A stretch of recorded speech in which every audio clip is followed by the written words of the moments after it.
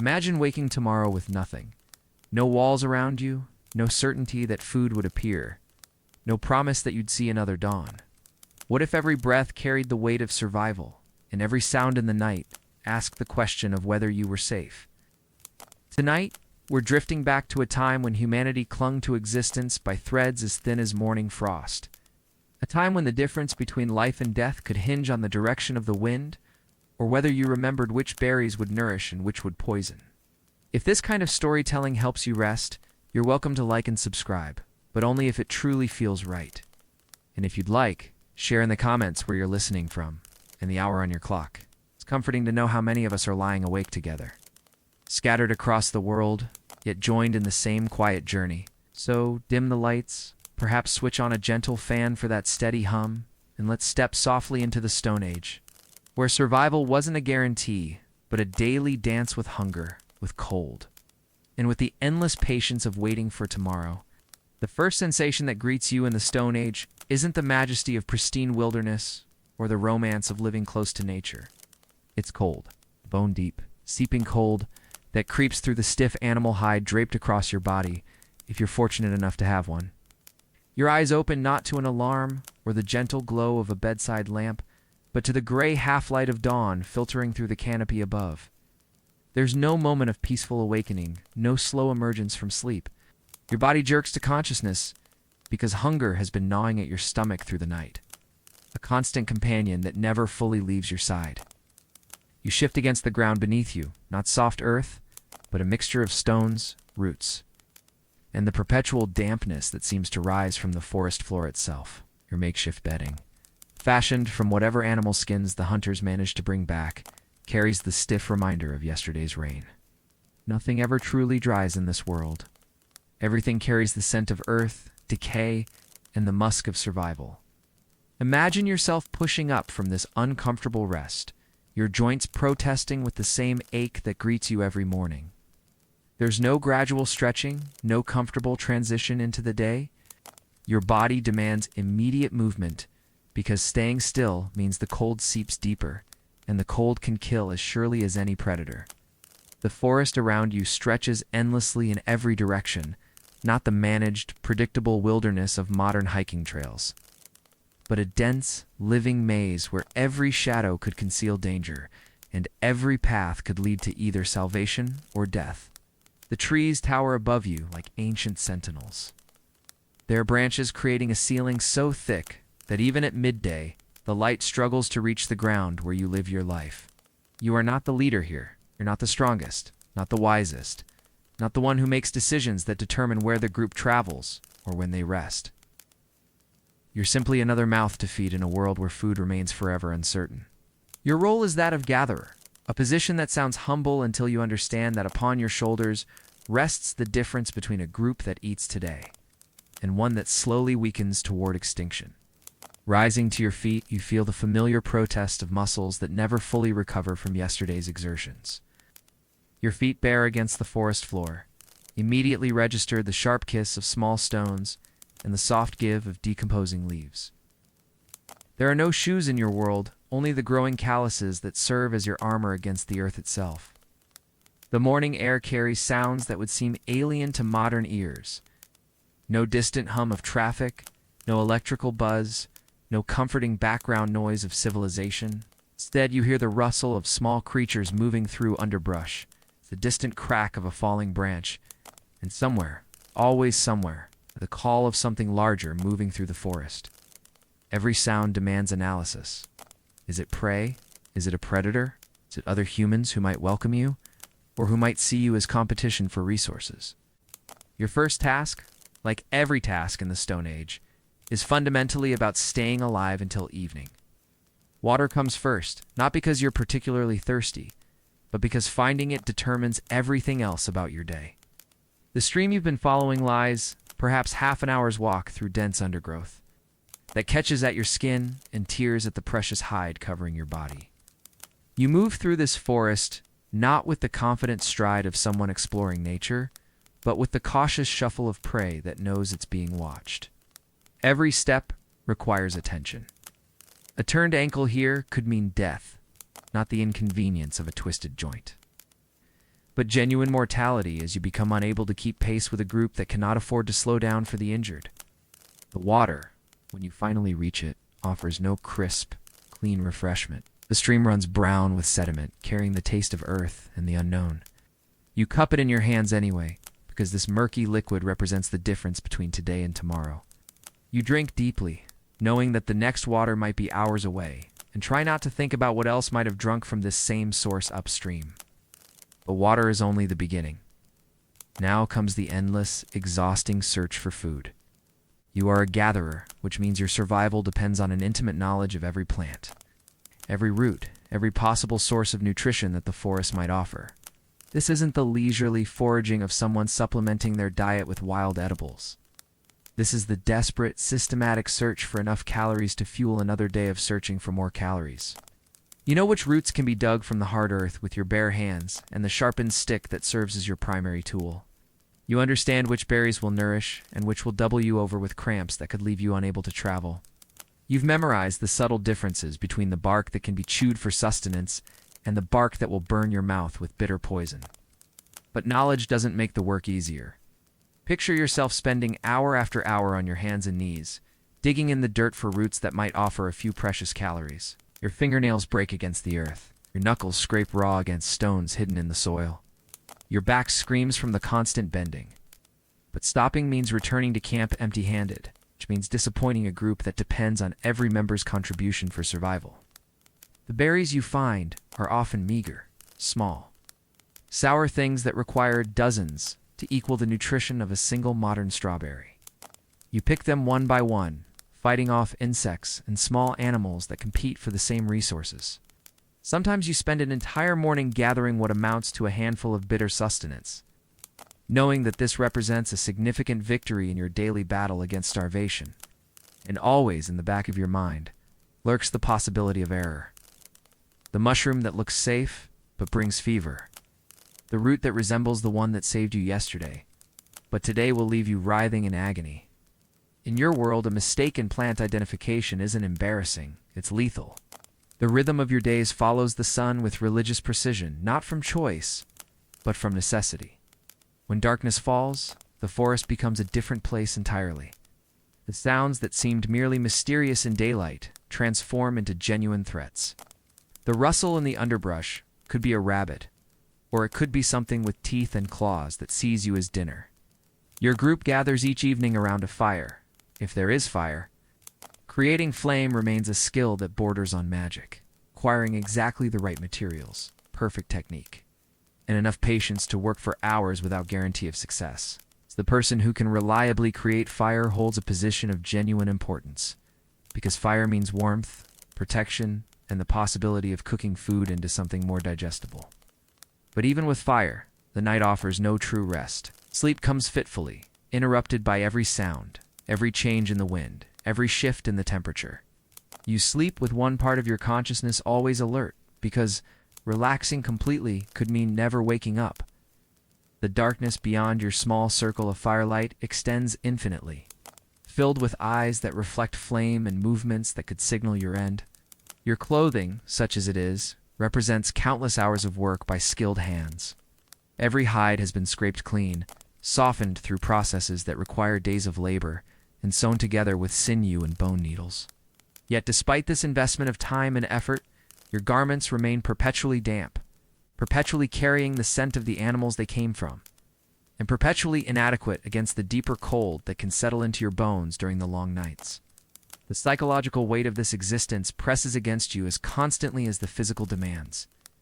There is no weekend, no vacation, no moment when survival stops being the primary concern. Every decision, where to walk, what to eat, when to rest, carries potentially fatal consequences. The stress of this constant vigilance wears at the mind like water wearing at stone, leaving you perpetually exhausted even when your body has rested. Social dynamics add another layer of complexity to your daily struggle. Within your small group of perhaps 20 or 30 individuals, every relationship matters. The person who shares food with you today might need your help tomorrow. The individual who seems weak now might remember your kindness if they survive to become strong. But resources remain forever limited, and generosity can quickly transform from virtue to liability. You understand? With the clarity that comes from living so close to the edge of existence, that you are only as valuable as your contribution to group survival. Age, injury, or even a string of bad luck in foraging could shift you from asset to burden. The old and infirm don't retire in the Stone Age. They simply disappear. Left behind when the group moves on, a reality that haunts every decision you make. Your hands by the end of each day tell the story of your existence. Cuts from sharp stones, stains from plant juices, calluses from constant tool use, and the perpetual grime that can never be fully washed away. These hands represent your primary interface with a world that demands constant labor, constant vigilance, constant adaptation to circumstances that shift as unpredictably as weather. As night deepens around your small group, you huddle closer to whatever warmth you can find, the dying fire, the body heat of others, the insufficient protection of your animal hide covering. Tomorrow will bring the same challenges: the search for water, the hunt for food, the constant movement through a landscape that offers beauty and death in equal measure.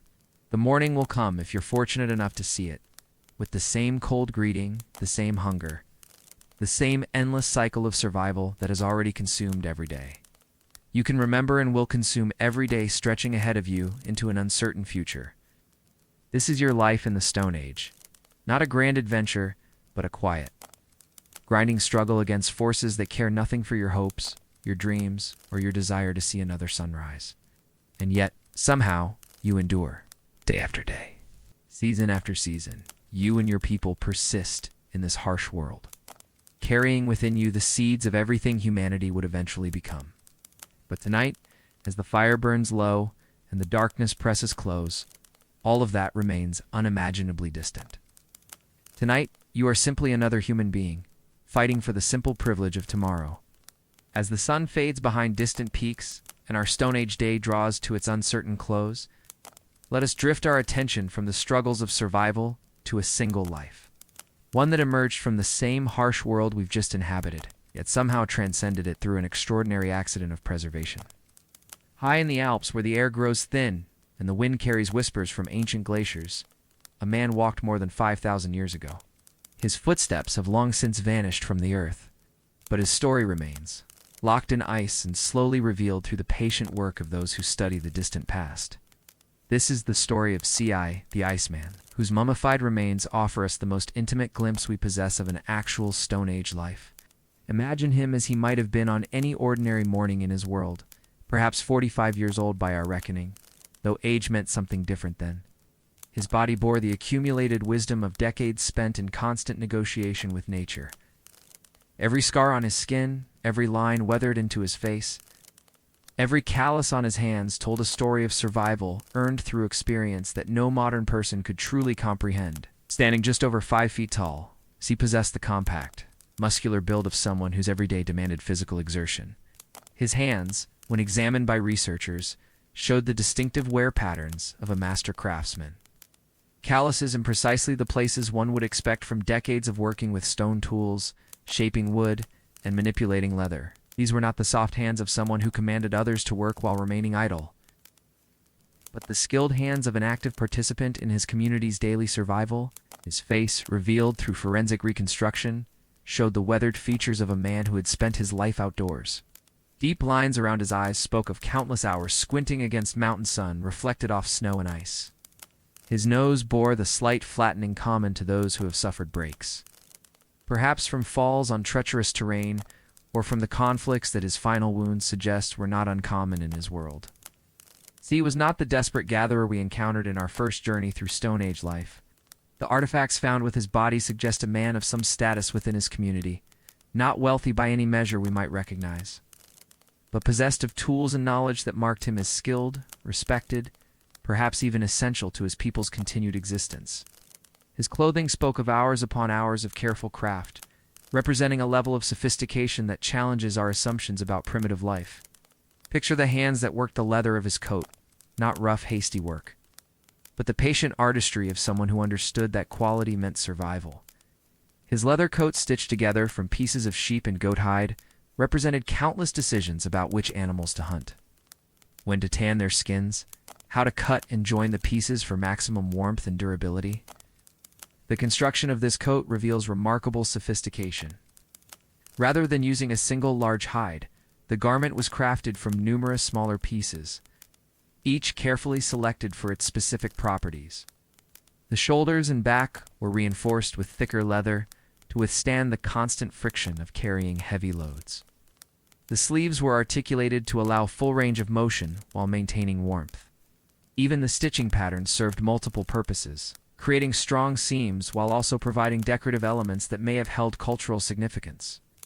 Beneath this coat, he wore a leather loincloth and leggings made from sheep hide, each piece tailored to his body with the kind of precision that comes from a lifetime of understanding how clothing must move with the wearer. The leggings were not simple wrappings, but sophisticated garments shaped to follow the contours of his legs, with reinforced areas at the knees where wear would be heaviest. His shoes, perhaps the most sophisticated items he possessed, combined bearskin soles with deer hide uppers, stuffed with grass for insulation.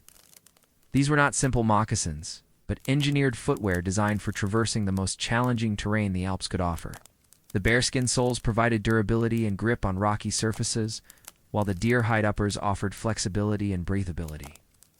The grass insulation could be changed regularly, providing fresh cushioning and warmth as needed. The sophistication of these shoes becomes even more remarkable when we consider the knowledge required to create them. Someone had to understand the different properties of various animal hides, which provided the best grip, which resisted water, which remained flexible in cold conditions. The grass stuffing had to be selected and prepared correctly to provide insulation without retaining moisture that could freeze in cold conditions. On his head sat a bearskin cap, its warmth essential for survival at the altitudes where he spent his final days. This cap represented not just practical protection, but possibly social significance. Bear hunting required considerable skill and courage, and wearing bear fur may have marked the wearer as someone who possessed these qualities. Every piece of his clothing had been selected, crafted, and maintained with the kind of attention to detail that meant the difference between comfort and misery, between life and death in the unforgiving mountain environment. The leather showed signs of regular maintenance, patches where repairs had been made, areas where the surface had been renewed through careful working. This was not clothing that was worn until it fell apart and then discarded, but gear that was continuously maintained and improved throughout its useful life. But Cece's true sophistication revealed itself in his tools, a collection of implements that demonstrated both individual skill and the accumulated knowledge of generations. His copper axe, hafted with yew wood and bound with leather straps, represented technology at the very cutting edge of his era. This was not merely the Stone Age anymore, but the beginning of humanity's romance with metal. Though stone still dominated most aspects of daily life, the axe blade, formed from nearly pure copper, had been shaped through techniques that required not just skill, but access to rare materials and specialized knowledge. Someone had located copper, or understood how to smelt it, knew how to forge it into a useful shape. The copper itself was remarkably pure. Analysis revealed a composition that suggests sophisticated refining techniques, possibly involving multiple heating and cooling cycles to remove impurities. The hafting of this blade demonstrated equal sophistication. The yew wood handle had been carefully selected for its grain pattern, aged to reduce brittleness and shaped to provide the perfect balance between the weight of the copper head and the leverage needed for effective use.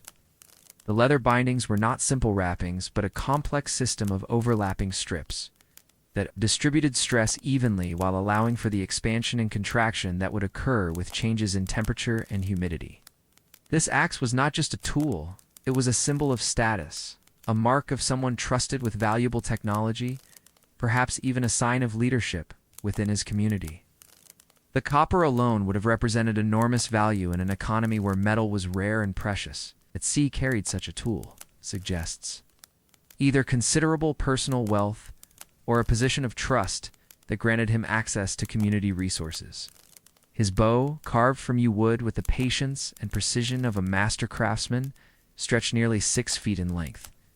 The wood had been selected for its grain, aged properly, shaped with understanding of how the weapon would flex and release. This was not a hunting bow created hastily for immediate need, but a lifetime companion cared for and maintained with the devotion reserved for something upon which life itself depended. The creation of such a bow required years of preparation. The yew wood would have been selected when the tree was still living, marked and monitored as it grew, to ensure the grain developed properly. After harvesting, the wood would have been aged for months or years, slowly dried to achieve the right balance of flexibility and strength. The shaping process alone would have required weeks of patient work, constantly testing the bow's flexibility and adjusting the profile to achieve perfect balance. The finished weapon showed signs of decades of use and maintenance. Areas of wear had been carefully reinforced with sinew wrappings. The grip area had been customized to fit Cece's hands perfectly, with leather wrappings that showed the permanent impressions of his fingers. This was clearly a bow that had been used regularly for hunting and possibly for defense throughout many years of his life. Alongside the bow, C carried arrows in a leather quiver, some finished and ready for use, others still in various stages of completion. Each arrow represented hours of work, selecting the right wood for the shaft, crafting the points from flint or bone, attaching fletching to ensure accurate flight.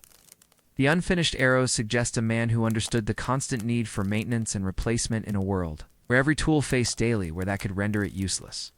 The completed arrows showed remarkable consistency in their construction, evidence of a master craftsman who had developed standardized techniques for creating ammunition. The shafts were all cut to identical lengths and weights, ensuring consistent flight characteristics. The flint points were knapped with precision that speaks of years of practice, each one shaped to provide maximum penetration, while remaining balanced for accurate flight. His flint knife, hafted in ash wood and secured with plant fiber and birch tar, showed signs of regular sharpening and use. The blade had been knapped with skill that spoke of either personal expertise or access to the work of a master toolmaker. This knife would have served countless purposes throughout each day: cutting food, working hides, crafting other tools, defending against threats both animal and human. The handle construction revealed sophisticated understanding of ergonomics and tool use. The ash wood had been shaped to fit naturally in the hand, with grooves for the fingers and thumb that provided secure grip even when wet. The binding system used plant fibers in combination with birch tar, a natural adhesive that required considerable knowledge to produce and apply correctly. This was not a temporary expedient, but a permanent joining technique that created tools built to last. But perhaps the most telling artifacts found with CIH were the smaller items that spoke to the complexity of his daily existence. A leather pouch contained tinder fungus and pyrite for fire making, not the simple rubbing sticks that might suffice for occasional use, but sophisticated fire-starting materials that could function reliably even in damp conditions. This was the equipment of someone who understood that fire was not just comfort but survival itself. The tinder fungus had been carefully prepared and processed, treated with saltpeter to make it more combustible. The pyrite showed signs of regular use, with the distinctive scratches that come from repeatedly striking it against flint or steel to create sparks. This fire-starting kit represented the culmination of generations of experimentation with different materials and techniques, refined to a level of reliability that could mean the difference between life and death in emergency conditions. Another pouch held what appeared to be medicinal supplies: birch bracket fungus, known for its antibiotic properties, suggesting knowledge of natural healing that went beyond mere accident or superstition. Here was evidence of accumulated wisdom about the healing properties of plants, knowledge that had been tested, refined, and passed down through generations of careful observation. The selection of medicinal materials in Cece's kit reveals sophisticated understanding of plant pharmacology. The birch bracket fungus contains compounds that modern science recognizes as having genuine antibiotic and anti-inflammatory properties. That Stone Age peoples had identified and utilized these properties suggests systematic experimentation and knowledge sharing that challenges our assumptions about primitive medicine.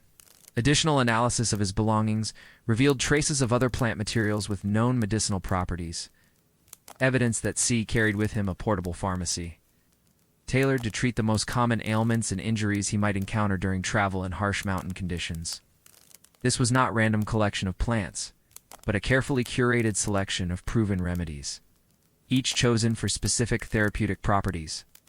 The final meal found in Zizi's stomach tells us something profound about the sophistication of his world.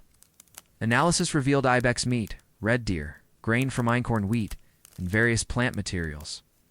This was not the desperate scavenging of someone barely surviving, but the varied diet of someone with access to both hunted protein and cultivated grains. His people were not merely hunter-gatherers. They had begun the long transition toward agriculture, though they remained deeply connected to the wild world around them. The ibex meat speaks to considerable hunting skill, as these mountain goats are notoriously difficult to hunt in their precipitous habitat.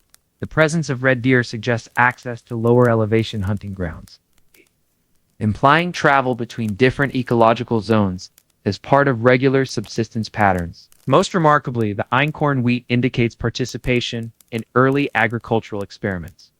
His people were among the first humans to begin deliberately cultivating grains, rather than simply gathering wild varieties. The plant materials in his stomach included various wild greens and roots, many of which modern analysis has shown to possess significant nutritional value. This was not random foraging, but informed selection of plants known to provide specific nutrients and medicinal benefits. Some of the plant remains showed evidence of cooking or processing, suggesting sophisticated food preparation techniques designed to maximize nutritional extraction and digestibility. The combination of hunted meat, cultivated grains, and wild plants reveals a subsistence strategy of remarkable sophistication, one that combined the reliability of early agriculture with the nutritional diversity of hunting and gathering. This mixed approach provided insurance against the failure of any single food source while maintaining access to the full spectrum of nutrients necessary for health and vigor. But Zizi's story grows more complex when we examine the evidence of his final weeks and days. His body bore the marks of recent violence, an arrowhead lodged in his left shoulder, wounds that suggested conflict, perhaps even a running battle with enemies, whose identities we can only imagine. The romantic notion of peaceful Stone Age life dissolves when confronted with these wounds, reminders that humans have always competed for resources, territory, and survival itself. The arrow wound in his shoulder would have been profoundly serious, not immediately fatal perhaps, but severely limiting his mobility and causing constant pain. The arrowhead had penetrated deeply, damaging major blood vessels and possibly nicking the lung. Modern trauma surgeons examining the wound conclude that it would have caused significant bleeding and would have been impossible to treat effectively with Stone Age medical techniques. Yet somehow he continued to travel, climbing higher into the mountains, moving through terrain that challenges even modern hikers equipped with advanced gear and emergency support. What drove him upward into these hostile heights? Was he fleeing enemies, pursuing some vital mission, seeking a sacred place known only to him and his people? The positioning of the wound suggests his attacker fired from below and behind, evidence of an ambush rather than face-to-face combat. This implies organized pursuit by enemies who understood Zizi's travel patterns well enough to position themselves for a surprise attack. The angle and depth of penetration suggests the archer was skilled and used a powerful bow, similar to the one Z himself carried. Additional wounds on his hands and arms indicate close-quarters combat that occurred either during the same encounter or in a subsequent confrontation. These cuts show the distinctive patterns of defensive wounds, injuries sustained while trying to ward off an attacker armed with a sharp blade. That he survived this encounter and continued traveling suggests either considerable fighting skill or exceptional luck in escaping from a deadly situation. The tattoos on his body add another layer of mystery to his story. More than 60 tattoos marked his skin, not decorative art, but precise marks located at points where his body showed evidence of wear and arthritis. These tattoos appear to represent some form of ancient medical treatment, perhaps acupuncture-like therapy designed to alleviate the chronic pain that would have accompanied a lifetime of physical labor in harsh conditions. The tattoo patterns show remarkable correspondence with modern acupuncture points, suggesting that Stone Age peoples had developed sophisticated understanding of the human body's energy pathways and pain management techniques. The precision of their placement indicates systematic knowledge rather than random experimentation, evidence of medical traditions that had been developed and refined through generations of practice. Here was a man who lived with pain as a constant companion, yet continued to function at a level that required not just endurance, but skill and judgment. The location of his tattoos suggests knowledge of the human body sophisticated enough to identify specific points where treatment might provide relief. This was not primitive medicine, but the application of principles that had been developed and refined through generations of careful observation. Modern medical examination of CSE's remains reveals evidence of chronic conditions that would have caused significant discomfort. Arthritis in his joints, wear patterns in his spine consistent with a lifetime of carrying heavy loads. Dental problems that would have made eating difficult. Yet he continued to function as an active member of his community, traveling long distances through challenging terrain and maintaining the complex array of tools and equipment that defined his professional identity. The fact that his tattoos were applied with such precision suggests he had access to skilled medical practitioners within his community. Specialists who understood both the theoretical principles underlying acupuncture-like therapy and the practical techniques necessary to apply treatment safely and effectively. This implies a level of social organization sophisticated enough to support medical specialists alongside hunters, toolmakers, and other craft specialists.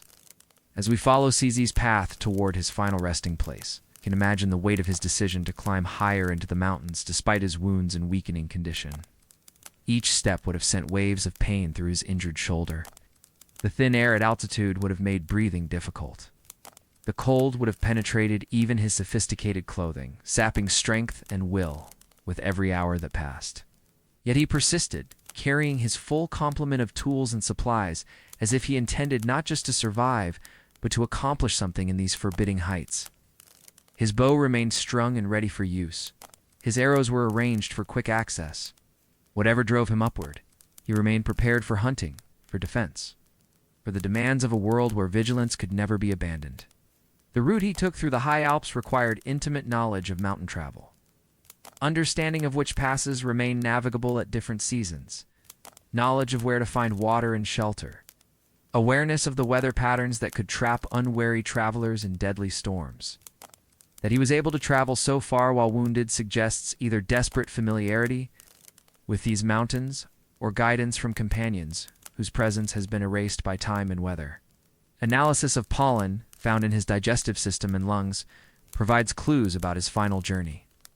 The pollen signature indicates he had recently traveled from low-altitude valleys up through different vegetation zones, confirming that his final trek was a deliberate ascent into the high mountains rather than a random wandering. The timing of different pollen types suggests rapid travel, a man moving with purpose despite his injuries.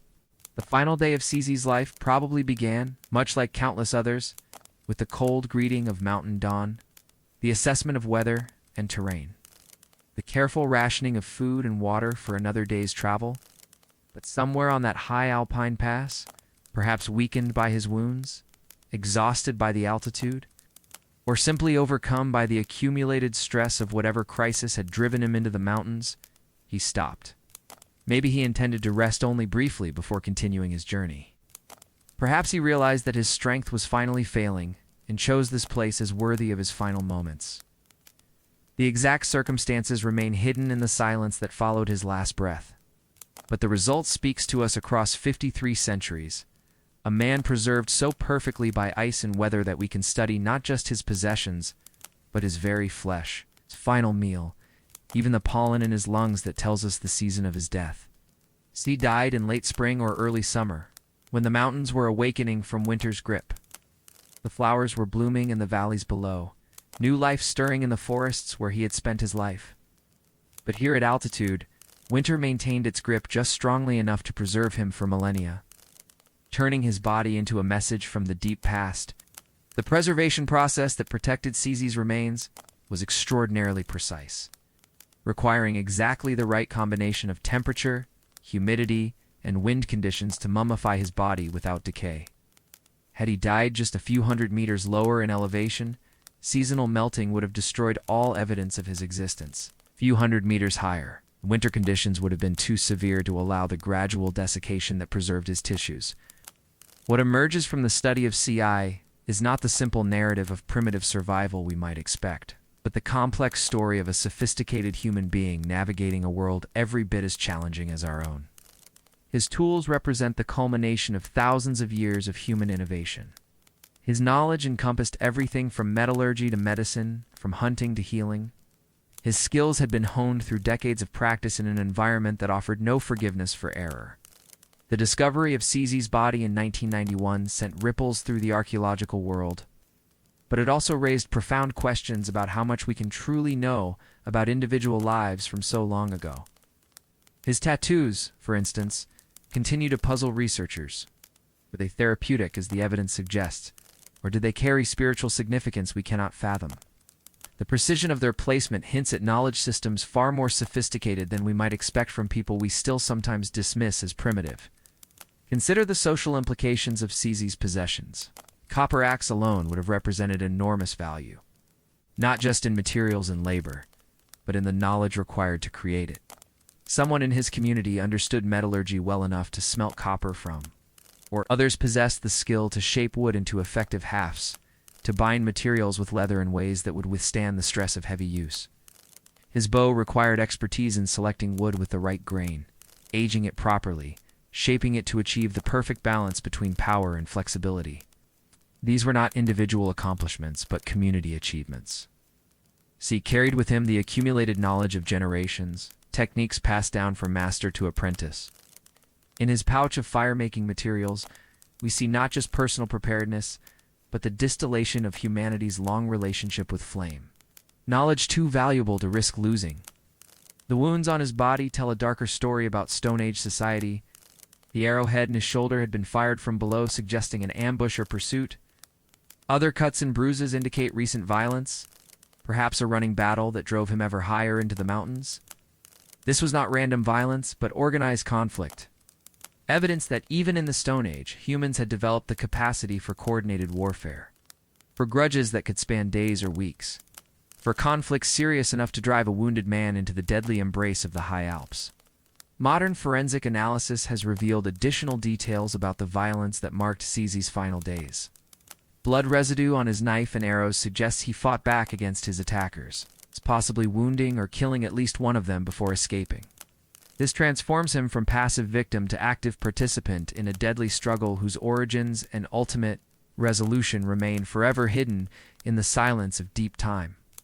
The Iceman sleeps still in his climate-controlled chamber, his ancient face peaceful beneath the museum lights, drawing thousands of visitors who come to look upon someone who lived and died when the world was unimaginably different. Children press their faces to the viewing window, trying to comprehend the vast gulf of time that separates them from this perfectly preserved stranger. Adults stand in contemplative silence, perhaps recognizing in his weathered features something essentially familiar, the human face that has remained unchanged across millennia of technological transformation. In C, we see reflected both the achievements and the limitations of Stone Age humanity, but also something more profound, the reminder that individual human experience has always been complex, rich with meaning that extends far beyond mere survival. He was not just a specimen of Stone Age life, but a person who made choices, formed relationships, developed skills, faced dangers, and ultimately met his end in circumstances that we can reconstruct but never fully understand. His story reminds us that, even 5,000 years ago, human beings were not simple creatures driven only by basic needs, but complex individuals navigating a world of competing demands, moral choices, and relationships that mattered deeply to them. They experienced physical pain and emotional loss, achieved mastery of difficult skills, built tools that represented the culmination of generational knowledge, and faced death with whatever courage they could summon when their time finally came. The gap between Cece's world and our own seems vast when measured in technological achievement. Yet the fundamental human experiences that defined his life, the need for meaningful work, the importance of community relationships, struggle to maintain health and vigor in the face of physical challenges, the universal confrontation with mortality remain essentially unchanged. His perfectly preserved features remind us that beneath all the technological and social transformations that separate his era from ours, human nature itself has remained remarkably consistent. As we prepare to drift away from Cece's story toward other mysteries of the Stone Age, this perfectly preserved form serves as a bridge between the daily struggles we explored in our first journey and the deeper questions about human consciousness. and creativity that have always defined our species. In his silence, he speaks to the enduring human capacity for adaptation, skill, and persistence in the face of challenges that would overwhelm us, reminding us that courage and ingenuity have always been humanity's greatest tools for survival. The Ice Age may have ended millennia ago, but in C, we find proof that the human spirit, with all its complexity, resilience, and tragic vulnerability, has endured unchanged across the vast span of years that separate his world from ours. He remains frozen in time, an eternal witness to both the achievements and the limitations that have always defined what it means to be human. Let us now drift from the preserved reality of individual life toward something far more mysterious. The earliest stirrings of human artistic expression that speak to us across tens of thousands of years, with a voice we can hear but never fully understand. Deep beneath the earth in caves scattered across Europe and beyond, our Stone Age ancestors left messages painted in ochre and charcoal, images that glow with life in the flickering light of modern lamps, yet remain forever silent about their true meaning. Picture yourself descending into one of these sacred spaces, not the comfortable, well-lit tourist destination that some have become, but the cave as it existed in the time of its creation. Your only light comes from a guttering torch made of animal fat and twisted fiber, casting dancing shadows that make the painted animals seem to move and breathe against the stone walls. The air is thick with moisture and the earthy scent of deep places that have never known sunlight. Every footstep echoes in the darkness beyond your small circle of illumination, creating an awareness of vast spaces that stretch beyond human perception. Temperature drops noticeably as you move deeper into the earth, chill that penetrates even the warmest clothing and reminds you constantly of your distance from the world of sunlight and growing things. The silence is profound, not the comfortable quiet of a library or meditation room, but the absolute absence of sound that comes only in places where no wind has ever blown, where no birds have ever sung, where the only movements are the slow geological shifts measured in millennia rather than moments. Your torch flame wavers in air currents too subtle to feel, creating a constantly shifting play of light and shadow across surfaces that have remained unchanged since the last ice age. The stone walls themselves seem to pulse with life, their natural contours enhanced and emphasized by the dancing illumination, till it becomes impossible to distinguish between what is carved by nature and what has been shaped by human hands. These caves were not homes in any sense we would recognize. The evidence suggests they were rarely, if ever, used for daily habitation.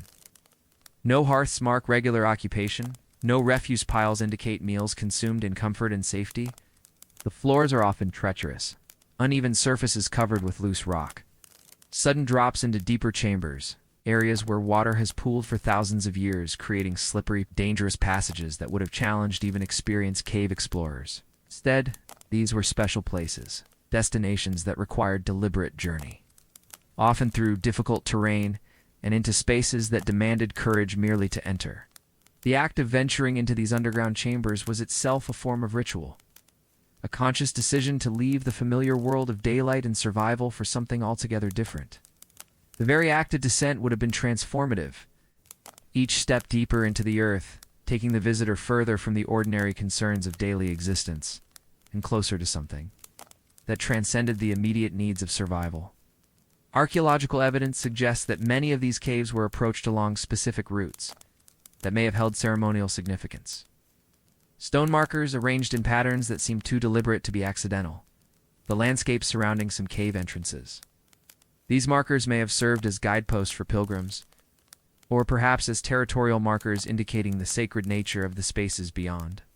The paths themselves often wind through landscapes of particular beauty or dramatic natural features, suggesting that the journey to the caves was intended to be as meaningful as the destination itself. The paintings themselves emerge from the darkness like revelations.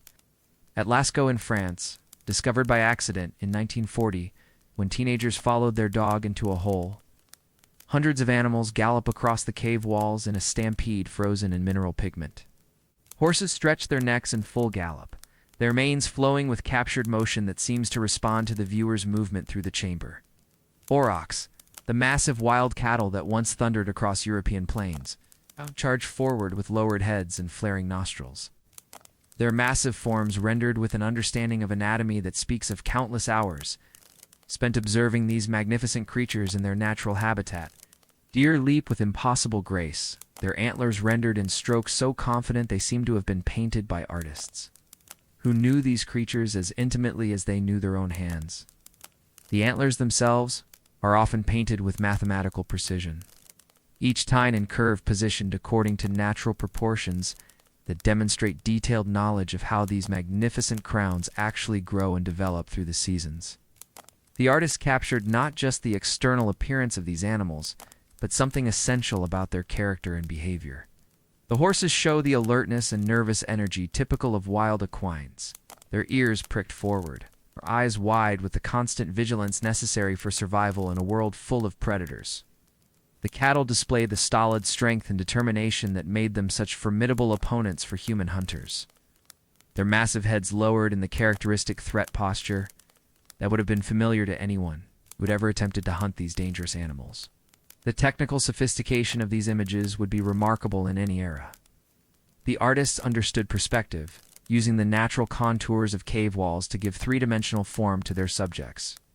They mixed pigments with a chemistry that has kept colors vivid across 17,000 years, combining mineral oxides with organic binders in combinations so stable that modern conservators struggle to develop preservation techniques that can match the longevity of Stone Age paint. They developed techniques for applying paint that ranged from finger painting to sophisticated brushwork using tools crafted from animal hair and plant fibers. Some paintings show evidence of spray techniques, created by blowing pigment through hollow bones or reeds to achieve effects similar to modern airbrush work. Other areas reveal careful stippling and cross-hatching that demonstrates understanding of how different application techniques could create varying textures and visual effects. The artists also mastered the use of natural rock formations to enhance their work. Bulges in the cave walls became the rounded flanks of painted animals. Natural cracks and fissures were incorporated into designs as outlines or to suggest motion. The three-dimensional qualities of the cave surfaces were used with such skill that some animals appear to emerge from the stone itself, as if the rock had been pregnant with their forms and the artist had merely revealed what was already there. But perhaps most mysteriously, they created these masterworks in conditions that challenge our understanding of how such work could be accomplished.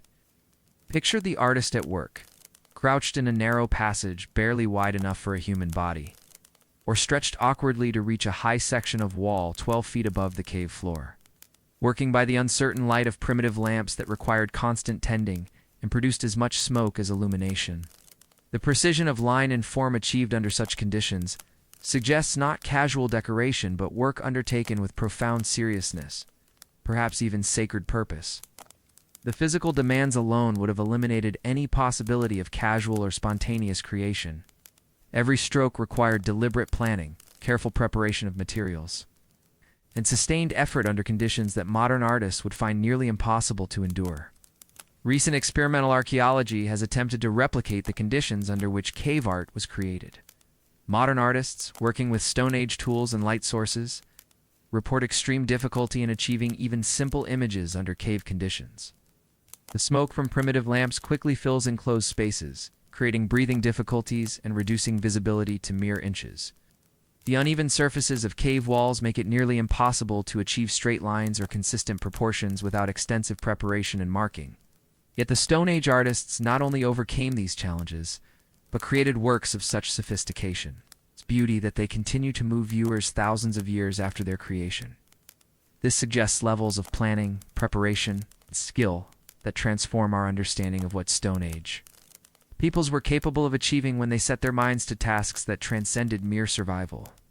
At Chauvet Cave, also in France, the paintings reach back even further into the mists of human prehistory. More than 30,000 years old, created when mammoths still wandered European landscapes and the ice sheet stretched much farther south than today. The antiquity of these images forces us to confront the remarkable fact that sophisticated artistic expression appeared very early in human development. Not as a late refinement of civilized life, but as something fundamental to human consciousness itself. Here the artist painted not just the familiar animals of the hunt, but creatures that inspire a different kind of awe. Cave lions with muscled shoulders and watchful eyes that seem to track the viewer's movement through the chamber. Rhinoceros rendered with careful attention to the texture of their skin and the massive weight of their bodies. Bears that seem to emerge from the stone itself, as if the artists had discovered them, sleeping within the rock and had merely outlined their forms to make them visible to human eyes. The cave lions of Chauvet are particularly remarkable for their emotional impact. These were not the domestic cats that we know today, but massive predators that stood nearly 4 feet tall at the shoulder and possessed the strength to bring down prey much larger than themselves. The artist captured not just their physical form, but something essential about their predatory nature: the focused intensity of their gaze, the coiled power evident in their muscled frames, the alert posture that suggested they might spring into motion at any moment. The choice of subjects in these deep caves speaks to something beyond mere documentation of the natural world. While deer, horses, and aurochs dominate many cave paintings, animals that would have been important food sources, the artists also depicted creatures that were dangerous, rare, or held special significance in ways we can only guess. Cave lions were not prey animals for Stone Age humans. They were competitors and threats, powerful predators that could kill human hunters with a single swipe of their massive paws. Yet, they appear again and again in cave art, rendered with careful attention to their power and majesty, often occupying the most prominent positions in painted chambers. This suggests that cave art served purposes far more complex than simple hunting magic or food wishful thinking. The artists were creating a symbolic universe that included all the significant forces in their environment, not just the animals they hoped to kill and eat, but the creatures they feared and respected, the beings that shaped their world through their presence and their power. Some theories suggest these paintings served as hunting magic, images created to ensure success in the pursuit of game animals. The logic seems appealing, by capturing the essence of prey animals in permanent form. Perhaps the artists believed they could gain power over them in the real world. This interpretation finds some support in the occasional appearance of what appear to be spears or arrows painted near or through animal figures, suggesting symbolic killing or wounding. Yet this explanation feels incomplete when confronted with the actual paintings themselves, which often show animals in contexts that have little to do with hunting. Many of the painted animals appear pregnant, their swollen bellies carefully rendered to emphasize fertility and the continuity of life. Others are shown in peaceful grazing poses or in social groups that suggest careful observation of animal behavior rather than predatory interest. Some paintings show animals interacting with each other in ways that demonstrate detailed knowledge of their social structures and seasonal behaviors. The fertility imagery is particularly striking. Many female animals are depicted with exaggerated reproductive organs or obvious signs of pregnancy, suggesting that the artists were as concerned with the continuation of animal populations as they were with killing individual animals. This implies an understanding of ecological balance that goes far beyond simple predator-prey relationships. A recognition that the survival of human communities depended not just on successful hunting, but on the continued abundance of game animals. Some paintings overlay earlier work, suggesting that these caves were revisited repeatedly across generations, each group of artists adding their own contributions to an ongoing tradition. Carbon dating reveals that some caves were decorated in multiple periods separated by thousands of years. Yet the artistic conventions remained remarkably consistent across these vast time spans. Animals painted in different millennia show similar proportions, similar techniques, similar positions, and poses, suggesting that the knowledge of how to create cave art was preserved and transmitted across generations through systems of teaching and apprenticeship. This continuity of tradition across such vast periods of time implies social structures sophisticated enough to support artistic specialists, individuals who devoted significant portions of their lives to mastering the techniques of cave painting and passing that knowledge on to successors. It also suggests belief systems stable enough to maintain consistent symbolic meanings across the rise and fall of countless generations of individual artists. The human figures that appear in cave art, though far less numerous than animal depictions, offer their own mysteries. These are rarely realistic portraits, but rather stylized forms that seem to emphasize spiritual rather than physical characteristics. The human body is often distorted or abstracted, reduced to essential elements that may have held symbolic rather than literal meaning. Some appear to be dancing, their bodies twisted in poses that suggest ecstatic movement. The positioning of limbs and the angles of torsos suggest rhythmic motion frozen at a moment of particular intensity. These dancing figures often appear in chambers with exceptional acoustic properties, places where music and chanting would have created powerful emotional effects. The combination of visual imagery and acoustic environments suggests ceremonies that engaged multiple senses simultaneously, creating total sensory experiences designed to transport participants into altered states of consciousness. Others seem to be transforming, part human, part animal, as if the act of creation itself involved crossing boundaries between different forms of existence. These transformation figures challenge our categories of identity and being, suggesting worldviews in which the boundaries between human and animal consciousness were fluid and permeable rather than fixed and absolute. The famous sorcerer of Les Trois Cave in France exemplifies this mysterious blend of human and animal characteristics. The figure combines human posture with the antlers of a deer, the ears of a wolf, the eyes of an owl, and the tail of a horse. The combination is so specific and deliberate that it cannot be dismissed as artistic whimsy or simple misidentification. This is clearly a purposeful blending of different animal attributes with human form, creating a being that transcends the boundaries of normal biological classification. Is this a shaman caught in the act of spiritual transformation? A religious practitioner who had learned to assume the characteristics of different animals for ceremonial purposes? A deity that governed the relationship between humans and the animal world? A supernatural being who combined the powers and attributes of all the creatures that shared the Stone Age landscape? Or something else entirely, a concept so foreign to our modern understanding that we lack the vocabulary to describe it? The figure's placement in the cave is significant as well. It occupies a position of prominence, overlooking other painted animals from an elevated chamber that requires difficult climbing to reach. This suggests that whatever the figure represents, it held a position of authority or power within the symbolic universe created by the cave artists. Hand stencils appear in caves across the world, created by placing a hand against the cave wall and blowing pigment around it, leaving a negative image outlined in color.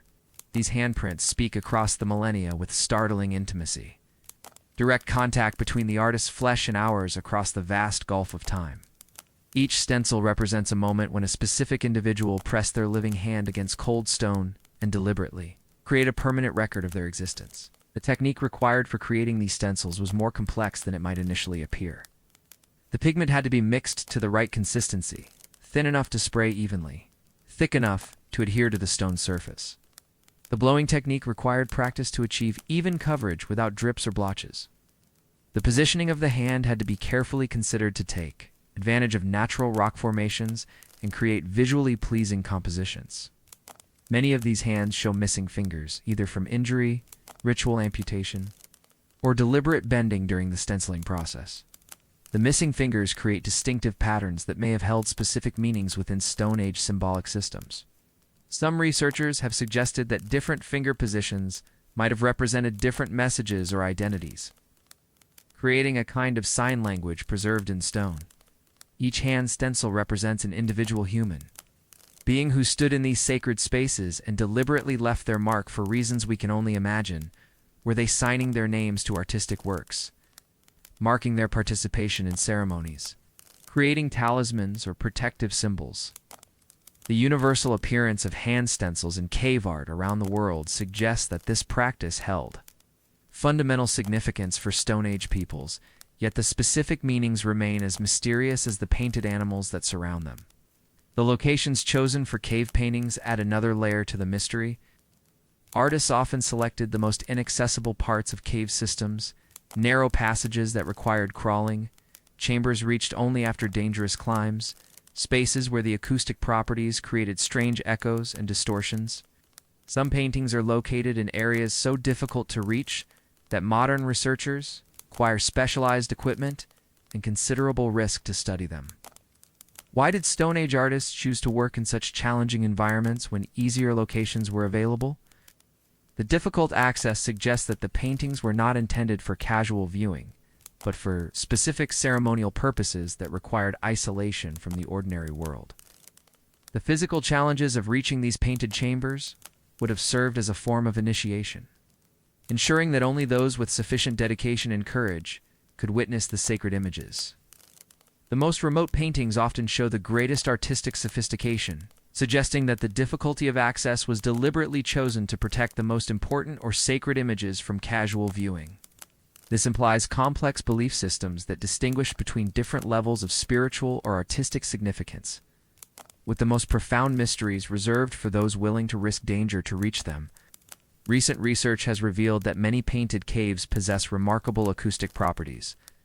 Sounds made in certain chambers can create echoes that seem to transform human voices into something otherworldly.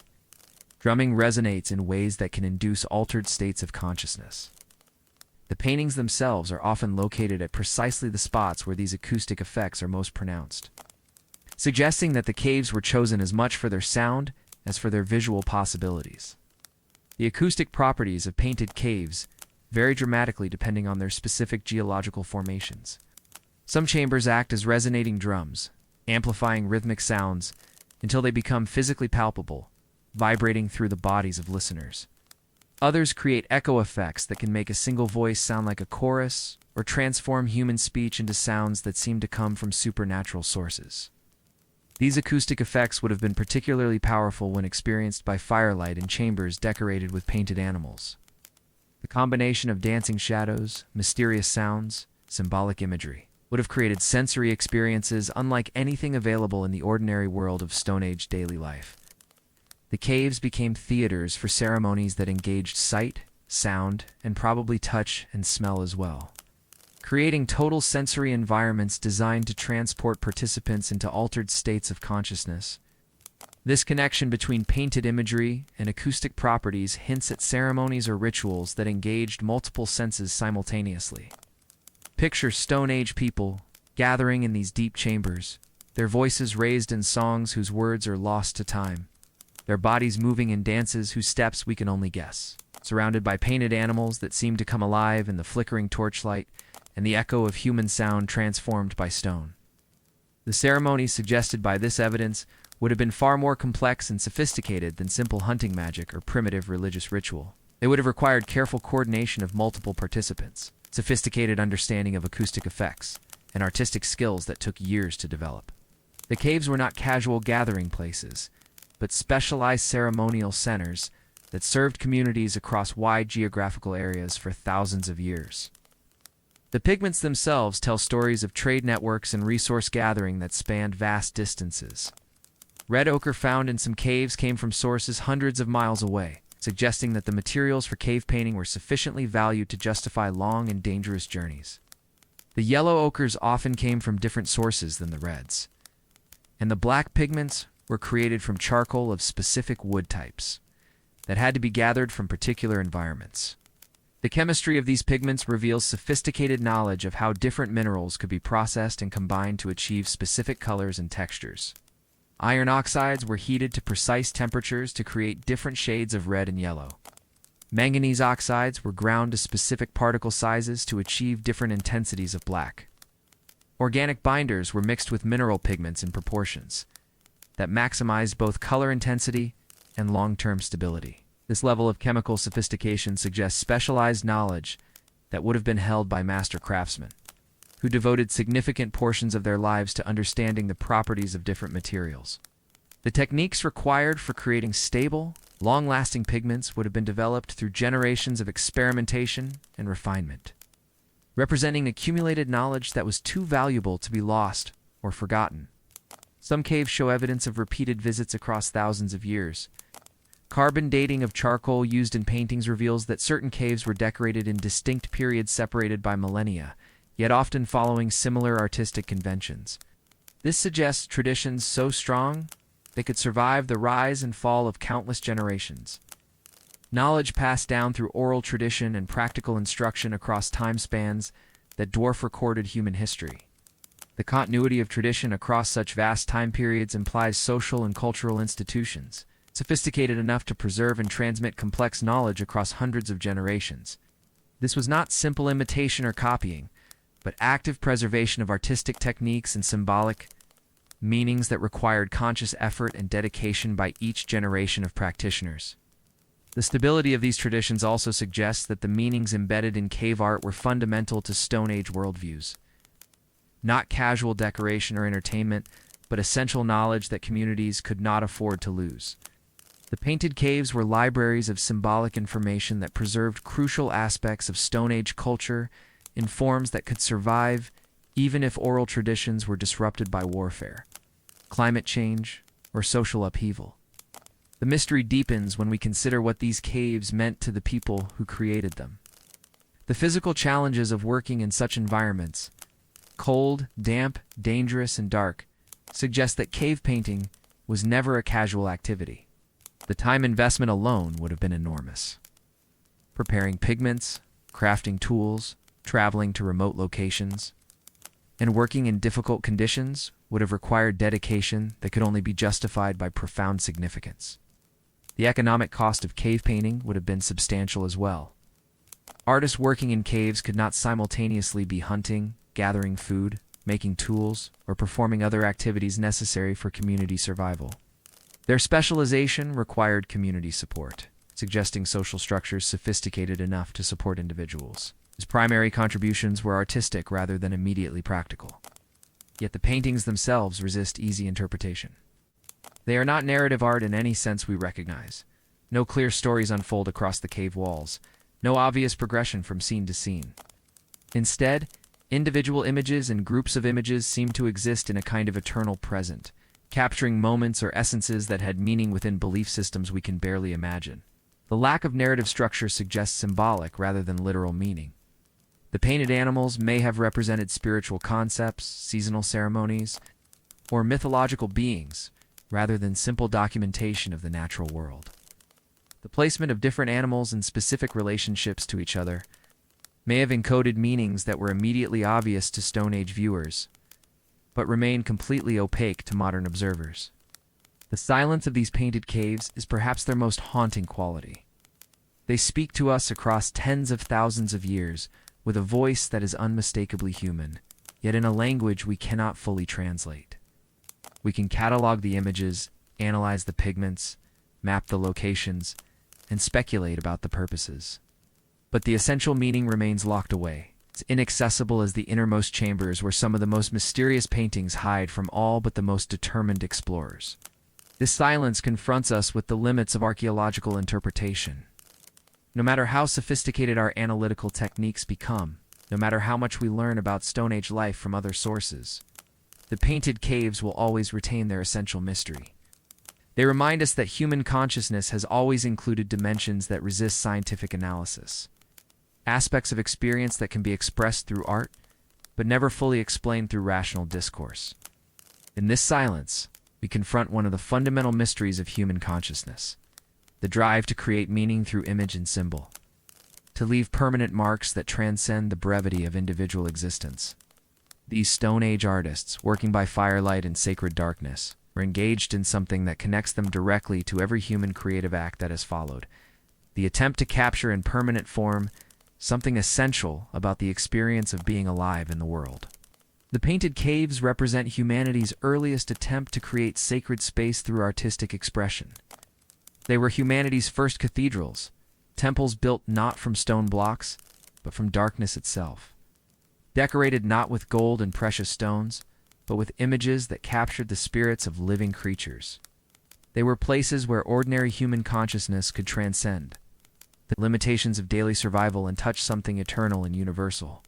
As we drift toward the conclusion of our exploration of these painted mysteries, the cave art of the Stone Age remains what it has always been, a bridge between the world of daily survival and the world of human consciousness that seeks meaning beyond mere existence.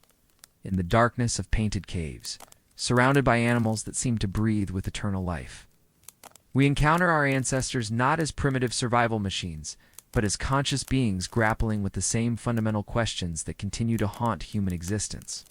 Who are we? Why are we here? What meaning can we create in the brief span of our lives? The cave artists of the Stone Age found their answer in the creation of sacred spaces where human consciousness could commune with the spirits of the natural world, where the boundary between inner and outer experience dissolved in the flickering light of primitive torches, where art became a form of prayer and painting became a means of touching the eternal. Their silence speaks to us still, reminding us that the deepest human truths have always been expressed not through words, but through images that capture something beyond language, something that can only be experienced in the sacred darkness where consciousness meets creation. As we emerge from the painted darkness of sacred caves and drift toward our final understanding of Stone Age life, let us turn our attention to a truth that challenges our romantic notions of prehistoric equality. Even in humanity's earliest societies, some lived better than others.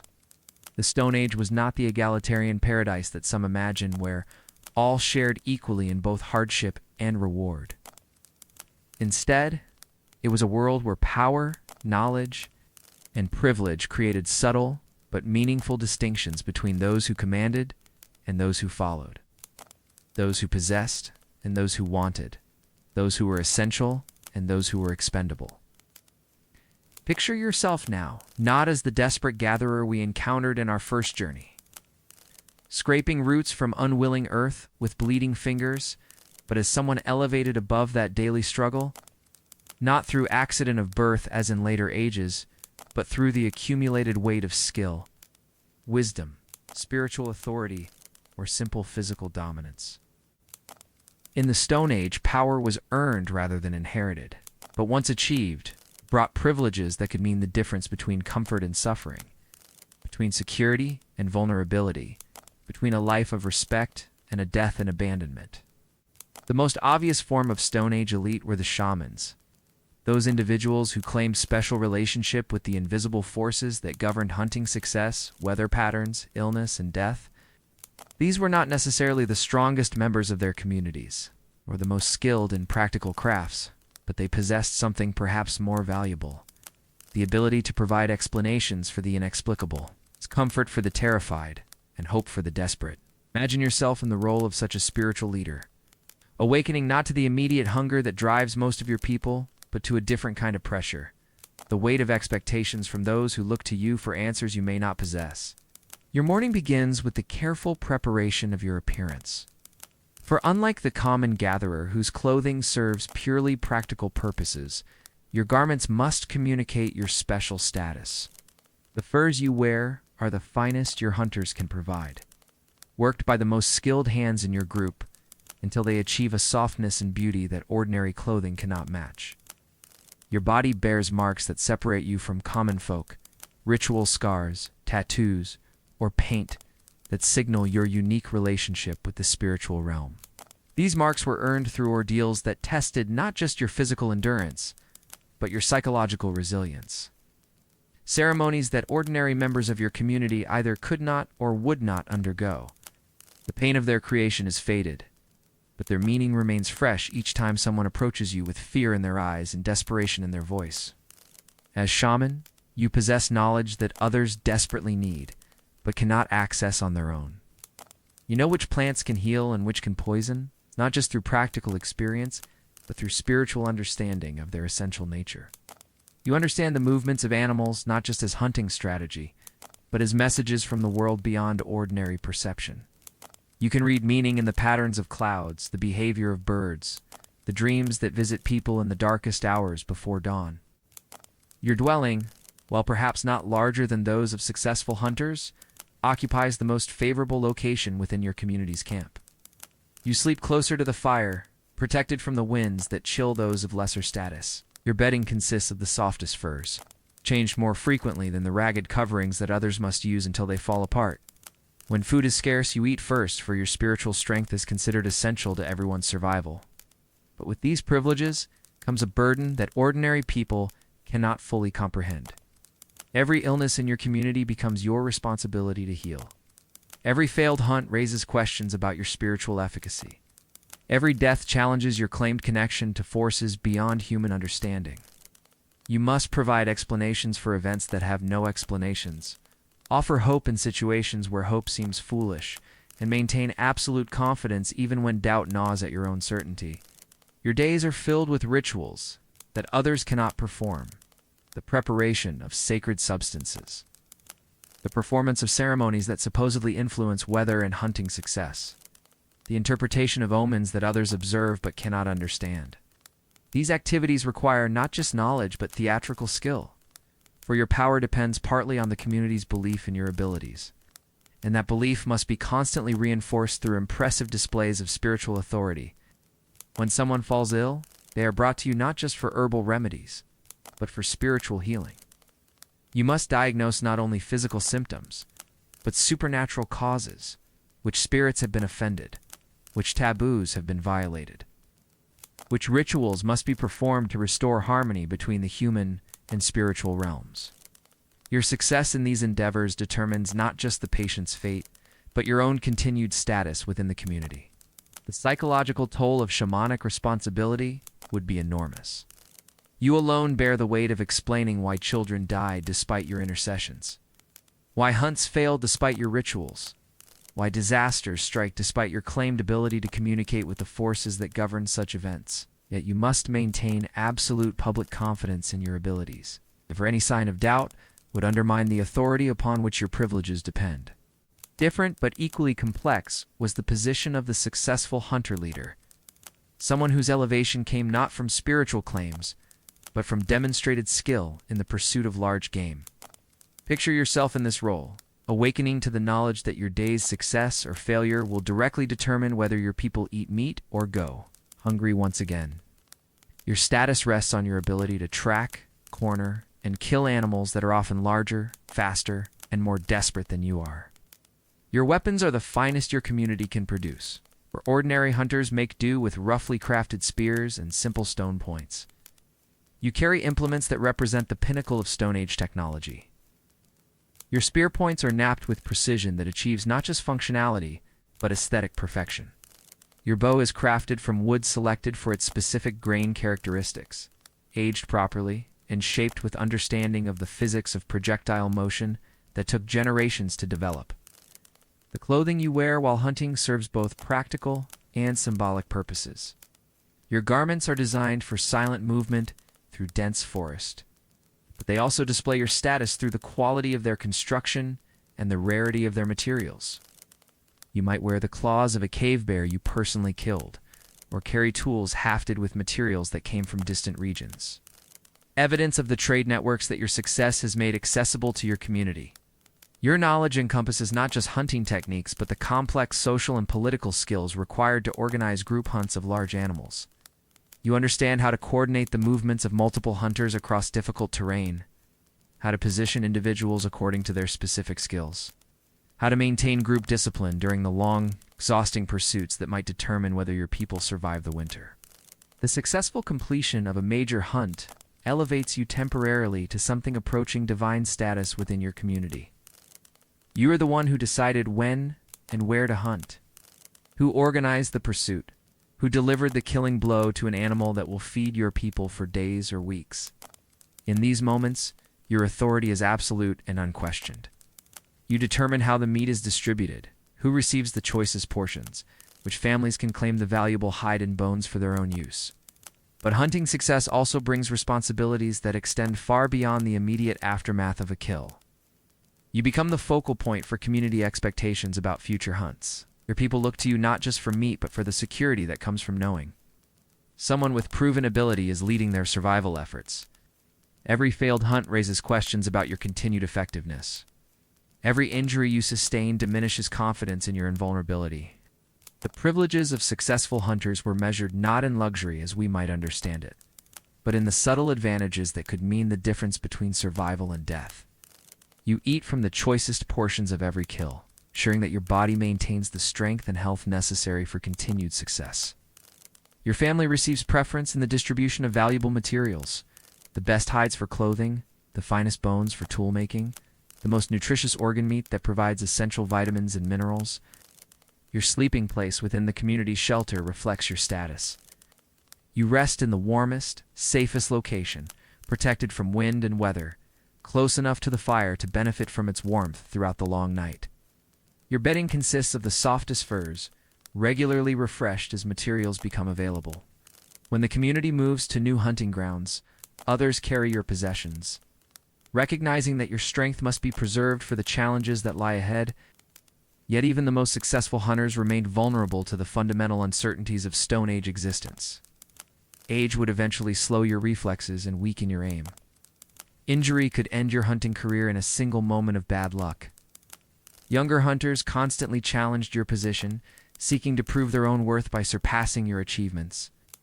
Your authority lasted only as long as your continued success, and success in hunting large game with primitive weapons was never guaranteed, regardless of skill and experience. The social dynamics of Stone Age elites were complicated by the fact that different types of authority often existed in tension with one another. The shaman's spiritual power might conflict with the hunter's practical authority. The elder's accumulated knowledge could clash with the young warrior's physical dominance. These tensions had to be negotiated carefully, for open conflict within a small survival group could prove fatal to everyone involved. Archaeological evidence suggests that some Stone Age communities developed sophisticated systems for managing these competing authorities. Certain individuals appear to have combined multiple forms of power: spiritual authority reinforced by hunting skill, or practical leadership enhanced by claims to special knowledge. The most successful Stone Age leaders seem to have been those who could integrate different sources of authority into a single, unquestioned position of dominance. The burial practices revealed through archaeological investigation provide our clearest evidence of Stone Age social stratification. While most individuals were interred with few or no grave goods, certain burials contain elaborate collections of valuable items. Finely crafted tools, rare ornaments, exotic materials that must have been obtained through trade networks spanning hundreds of miles. These elite burials suggest not just individual wealth but community recognition of the deceased person's special status. Some of the most elaborate Stone Age burials contain items that seem to represent specific roles or achievements. A shaman might be buried with ritual objects, carved figures, special stones, containers that once held sacred substances. A successful hunter might take their finest weapons into the afterlife, along with the teeth and claws of animals they had personally killed. These grave goods tell stories of lives that transcended the basic struggle for daily survival. Individuals who had achieved something worthy of permanent commemoration. But perhaps the most striking aspect of Stone Age elite burials is what they reveal about the fragility of prehistoric social positions. Even the most elaborately buried individuals show evidence of lives marked by hardship, injury, and constant physical stress. Their skeletons bear the same marks of arthritis, malnutrition, and trauma that appear in common burials. Their teeth show the same patterns of wear from coarse foods and the use of jaws as tools. Their bones reveal the same evidence of parasites, infections, and the accumulated damage of lives spent in constant negotiation with a hostile environment. The contrast between elite and common experiences in the Stone Age was real but subtle, measured more in relative security than absolute luxury. Where a common gatherer might face immediate expulsion from the group if they failed to contribute adequately, an elite individual might be given additional opportunities to prove their continued value. Where ordinary people slept on the cold edges of shelter, elites claimed positions closer to warmth and protection, is where the common diet consisted of whatever could be gathered or scavenged. Elites had access to the choicest portions of hunted animals and the rarest plant foods, yet these advantages were always provisional, dependent on continued demonstration of the skills or knowledge that had originally elevated the individual above their peers. Stone Age society could not afford to support non-productive elites for extended periods. The margin of survival was too narrow, the demands of daily existence too pressing, competition from younger, stronger, more innovative individuals too intense. The psychological experience of being elite in Stone Age society would have combined the satisfaction of achievement with the constant anxiety of potential loss. Every day brought new challenges to one's position, new competitors seeking to demonstrate superior abilities, new crises that tested whether accumulated privileges could be justified by continued performance. The stress of maintaining elite status in a world where failure could mean not just social demotion, but actual death would have been enormous. As we near the end of our exploration of Stone Age social hierarchies, we might reflect on how these ancient patterns of power and privilege echo through all subsequent human societies.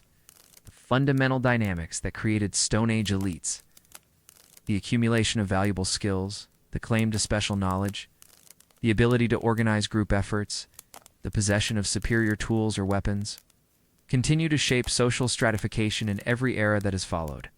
The Stone Age elite, for all their relative privileges, remain subject to the same fundamental vulnerabilities that defined their era. They could not escape the basic requirement that every human being contribute to group survival. They possessed no inherited right to special treatment, no permanent guarantee of security, no immunity from the diseases, accidents, and violence that threatened everyone in their world.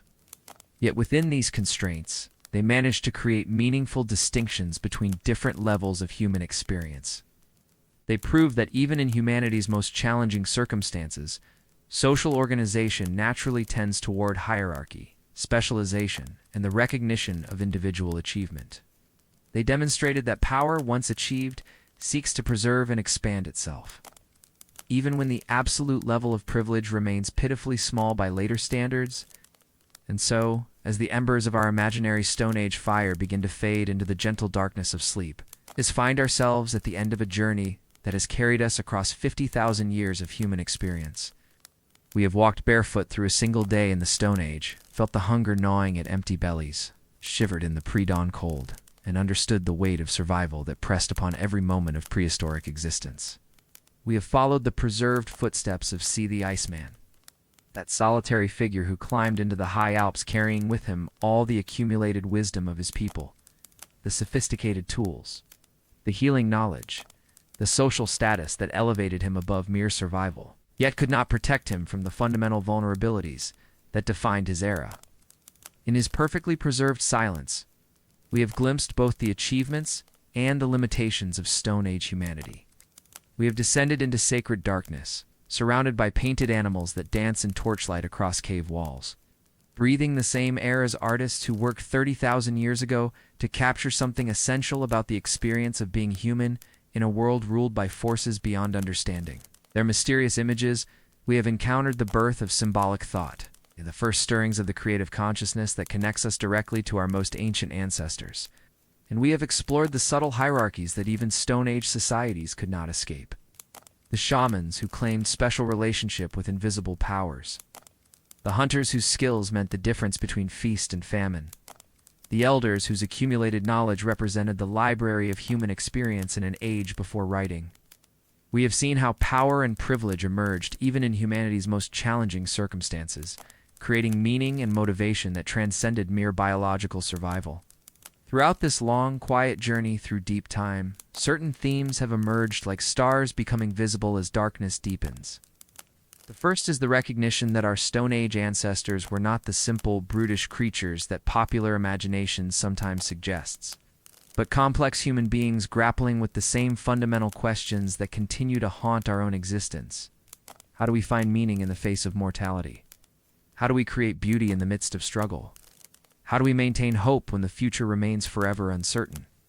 Their answers were necessarily different from ours, shaped by circumstances we can barely imagine, yet their underlying humanity remains immediately recognizable.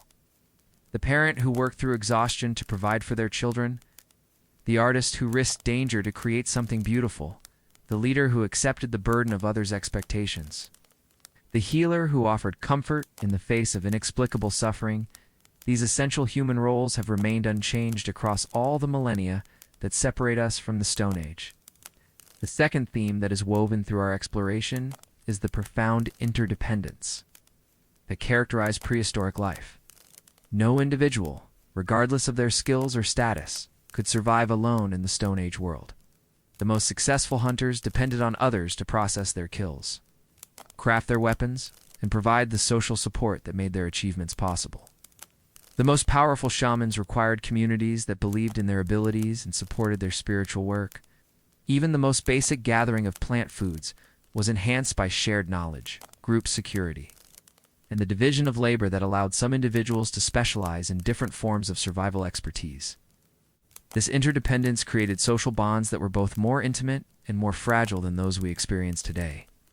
A Stone Age community of 20 or 30 individuals represented the entire social universe for most people, containing all their relationships, all their sources of security, all their hopes for continuity into the future. The loss of even a single member could threaten the group's survival, while conflict between individuals could endanger everyone. These small societies had to develop sophisticated mechanisms for managing disputes, sharing resources, and maintaining the cooperation upon which all their lives depended. The third theme we have encountered is the extraordinary human capacity for adaptation and innovation. The Stone Age lasted for millions of years, encompassing dramatic changes in climate, environment, and the challenges facing human survival. Our ancestors not only endured these changes, but responded to them with remarkable creativity, developing new tools, new techniques, new forms of social organization that allowed them to thrive in environments ranging from tropical forests to Arctic tundra. The very artifacts we have explored, Ötzi's sophisticated clothing and weapons, the complex pigments and techniques used in cave painting, the elaborate grave goods that marked elite burials, represent the culmination of countless generations of experimentation, refinement, and accumulated knowledge. Each innovation built upon previous discoveries, creating a slow but steady progression toward greater complexity and capability. The Stone Age was not a period of stagnation, but of constant, patient development of human potential. Yet perhaps the most striking theme that has emerged from our journey is the recognition of how much we have gained, and how much we may have lost, in the long transition from Stone Age to modern life. The physical hardships we have explored, the constant hunger, the vulnerability to weather and predators, the exhausting daily struggle for survival, represent genuine improvements in the human condition that we should never take for granted. The warm bed that awaits you as this story ends, the abundant food that fills your kitchen, the medical care available at your call, the security systems that protect you from violence, the communication networks that connect you to loved ones across any distance. These represent achievements that Stone Age humans could not have imagined, solutions to problems that dominated their every waking moment. Yet our exploration has also revealed qualities of Stone Age life that modern existence sometimes struggles to provide. The intimate knowledge of the natural world that allowed prehistoric humans to find food, medicine, and materials in any environment they encountered. The deep social bonds forged by absolute interdependence and shared vulnerability. The direct connection between individual effort and group survival that gave immediate meaning to every action. The spiritual relationship with the world that found sacred significance in the painting of animals on cave walls. The Stone Age represents not just humanity's past, but a mirror in which we can examine what we have become. In the desperate gatherer scraping roots from unwilling earth, we might recognize the persistence that still drives human achievement. In Ötzi's sophisticated tools and accumulated knowledge, can see the foundation of all subsequent technological development. In the mysterious cave paintings that speak across tens of thousands of years, we encounter the birth of art, religion, and symbolic thought that continued to define human consciousness. In the subtle hierarchies of Stone Age society, we observe the eternal human tendency to create meaning through achievement, recognition, and the accumulation of status that transcends basic survival. These patterns, established in humanity's earliest societies, continue to shape our world today, though expressed through technologies and social structures that our Stone Age ancestors could never have conceived. As you drift now toward the rest that our ancestors had to earn through each day's successful survival, you carry with you the knowledge that you are the heir to an extraordinary legacy of human persistence, creativity, and hope. The comfortable bed that receives your body, the secure shelter that protects your sleep, the abundance that surrounds your life, these represent the culmination of 50,000 years of human effort to transcend the limitations that once defined existence itself. Yet you also carry something that connects you directly to those Stone Age ancestors. The same fundamental human consciousness that seeks meaning, creates beauty, forms relationships, and strives to leave something valuable for those who will follow. The challenges you face may be different from theirs, but the essential human qualities required to meet those challenges remain. Unchanged across all the centuries that separate you from the first humans who painted animals on cave walls or climbed into mountains. Carrying copper axes and dreams of tomorrow, the Stone Age is not truly past. It lives on in the instincts that still guide your responses to danger, in the social patterns that shape your relationships, in the creative impulse that drives you to make something meaningful from the materials of your own existence. Those ancient humans who struggled and dreamed and created art in the darkness of deep caves are not your distant, alien predecessors, but your immediate family. Separated from you by time, but connected to you by the continuous thread of human experience that has never been broken. And so, as you settle into the warmth and security that they could only dream of? Remember that you rest not just on soft sheets and supportive pillows, but on the foundation of their accumulated efforts, their patient innovations, their refusal to surrender to circumstances that would have defeated any creature less determined than the human spirit.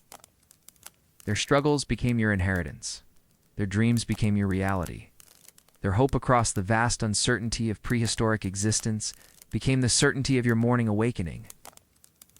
Sleep now with the gratitude of someone who has seen how far we have traveled from those cold dawns in the forest, when survival itself was humanity's greatest achievement. Sleep with the humility of someone who recognizes that the most fundamental human qualities, courage, creativity, love, hope, were forged in circumstances that would terrify you, by people whose strength you can admire, but whose hardships you never need to share. Sleep with the peace that comes from understanding your place in the long story of human persistence.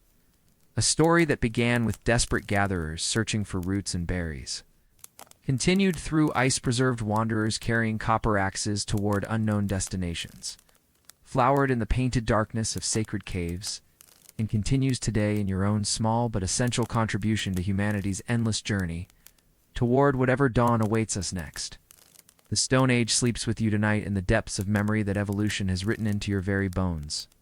And in your peaceful rest, surrounded by all the comforts that our ancestors died hoping their children might someday know, their long struggle finds its quiet justification.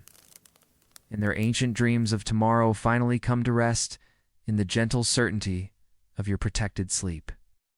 Sweet dreams, child of the Stone Age. The long journey home is finally complete.